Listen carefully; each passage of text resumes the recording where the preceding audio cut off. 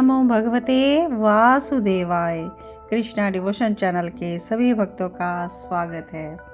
आप सभी को माघ पूर्णिमा की बहुत बहुत शुभ मंगल कामनाएं। आज के वीडियो में आप सभी को माघ पूर्णिमा से जुड़ी हुई सभी महत्वपूर्ण जानकारी देगा, तो वीडियो को स्टार्ट से अंत तक जरूर देखें। हिंदू धर्म सनातन परंपरा में माघ मास को अत्यंत ही पवित्र माना जाता है और जब शीत ऋतु अपने अंतिम चरण में होती है और प्रकृति में दिव्यता का संचार होता है, तब माघ मास की पूर्णिमा श्रद्धालुओं के लिए बहुत ही पुण्य का अनुपम अवसर लेकर आती है।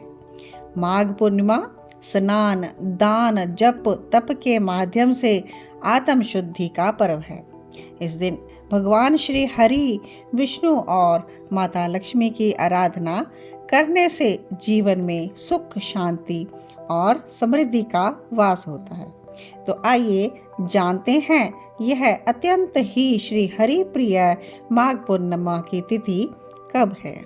माघ मास में आने वाली पूर्णिमा तिथि को माघ पूर्णिमा कहा जाता है और इस दिन से माघ का जितना भी मंथ है इसका समापन हो जाता है। धार्मिक मान्यताओं के अनुसार माघ पूर्णिमा के दिन किया गया स्नान और दान 100 यज्ञों के बराबर फल देता है। इस दिन कल्पवास करने वालों के लिए भी विशेष नियम होते हैं। इस तिथि पर देवता भी पृथ्वी पर आते हैं, इसीलिए माघ पूर्णिमा तिथि का महत्व कई गुना अधिक बढ़ जाता है।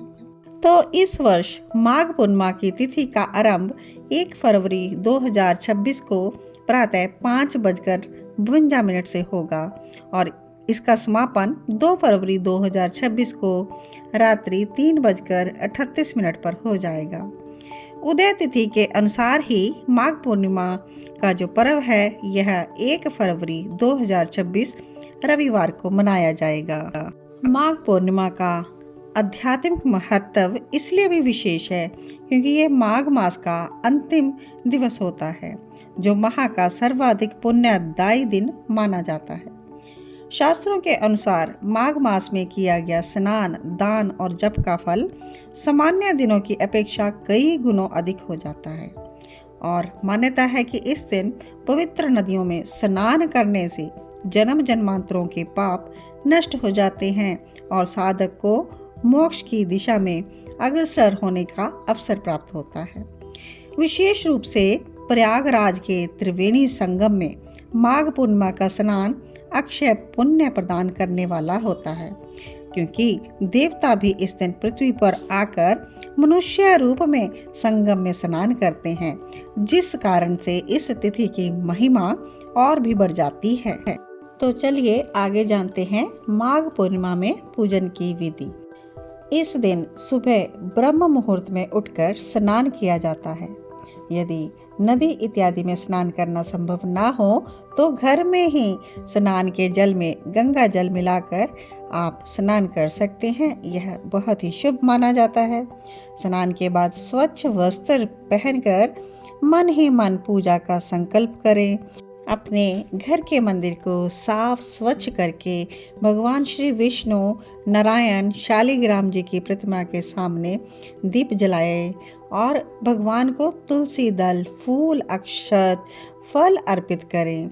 इस दिन आप ओम नमो भगवते वासुदेवाय इस मंत्र का जप करते ही रहें। विष्णु सहस्त्र नाम का पाठ करना विशेष फलदायी माना जाता है और माघ पूर्णिमा पर सत्यनारायण व्रत की कथा सुनना या पढ़ना यह भी जरूर करना चाहिए। तो इस प्रकार पूजा इत्यादि के कार्यों से निवृत्त होने के बाद आप सूर्य देव को जल जरूर अर्पित करें और नदी इत्यादि में स्नान कर रहे हो तो नदी के जल में खड़े होकर ही भगवान सूर्य देव को जल अर्पित करना चाहिए। इस दिन सत्य, संयम और शांति का विशेष ध्यान रखें। क्रोध, नकारात्मक विचार, विवाद और झूठ आदि से दूर रहें। काले रंग के वस्त्र धारण करने से बचें।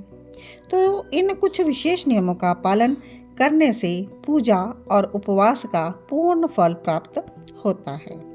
तो पूजा इत्यादि के बाद इस दिन दान का भी विशेष महत्व होता है, इसलिए अन्न वस्त्र का दान आप जरूरतमंदों को दे सकते हैं।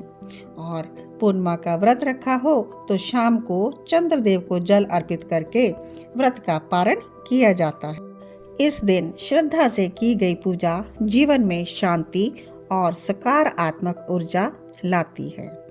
तो इस दिन श्रद्धा के अनुसार गरीबों में, दीनहीन को, असहाय को, निर्धन लोगों को अन्न और भोजन का दान जरूर करें। इससे जीवन में धन धान्य की वृद्धि होती है और माघ पूर्णिमा के दिन किया गया दान कभी भी निष्फल नहीं जाता। इसलिए साधक के जीवन में दरिद्रता, कष्ट, अभाव दूर हो जाते हैं और पुण्यों का संचय होता है और भगवान श्री हरि की विशेष कृपा साधक पर बनी रहती है। ओम नमो भगवते वासुदेवाय। तो आज के वीडियो में आप सभी ने जानी माघ पूर्णिमा से जुड़ी हुई संपूर्ण जानकारी। आशा करती हूँ आज के वीडियो से आपको विशेष लाभ होगा। वीडियो को अपने नियर एंड डियर वंस में आगे ज़रूर शेयर करें। इसी शब्दों के साथ आज के वीडियो को यहीं पर विश्राम देते हैं। सभी को जय श्री कृष्णा। ओम नमो भगवते वासुदेवाय।